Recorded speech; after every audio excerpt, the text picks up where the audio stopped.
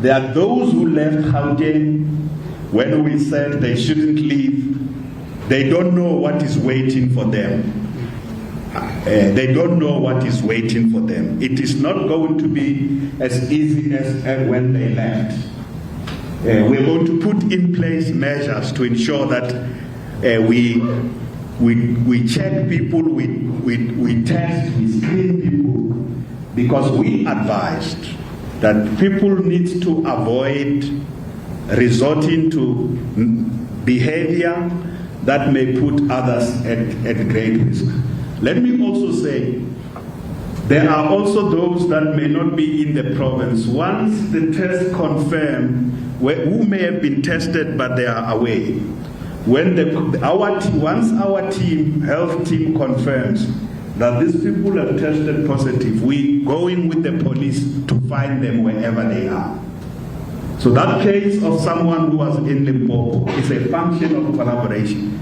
So because there's this lag behind. If a contact has tested positive and we can't find them where they are, we will find them in South Africa somewhere.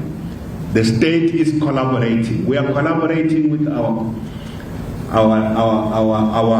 provinces, our neighboring provinces, because to find those who pose a risk of spreading the infections is our collective national responsibility. We can't say they are no longer in Gauteng, they are not our burden.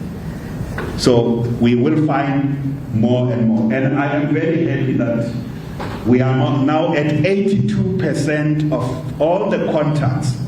We are at 82% success rates of finding them. So we are left with 18%.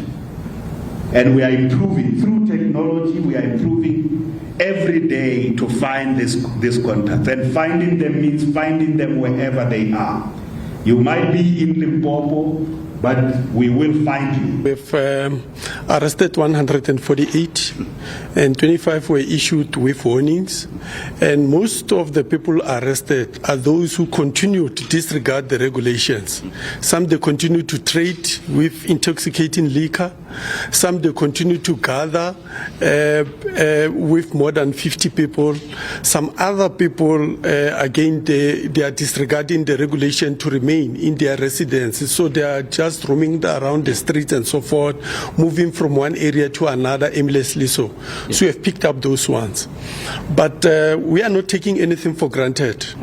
We are serious when we say that we are going to enforce, we are going to apply the zero tolerance in terms of applying these regulations. So that is why we have identified also 11 major routes. Those are the national routes and some of the provincial routes, whereby we'll have a total shutdown there. Multidisciplinary integrated roadblocks there supported by the SNDF members.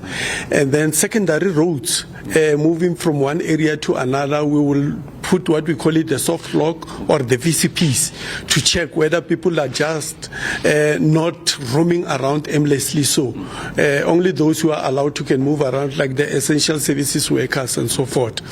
So we are serious in terms of dealing with these issues, and we call upon our communities to work with us and ensure that they observe the regulations. So we are stopping people from moving out of Gauteng, and those who are coming into Gauteng, if they have no business to do, whether outside or inside Gauteng, then we are going to stop them and send them back.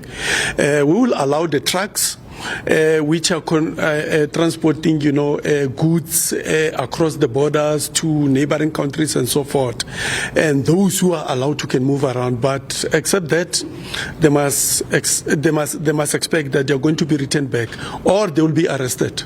And this is the question that I asked Gauteng Premier David Makhura to say, what about areas that are densely populated, like your Alexandra, where people are struggling to stay inside their homes? In fact, pavements have now been turned into yards. We know that there's no yards in some of those areas there, and people are now starting to actually camp on the pavements. And when you talk to them, they are saying that as soon as they get up, they're then forced to actually stay in those pavements. What about those people?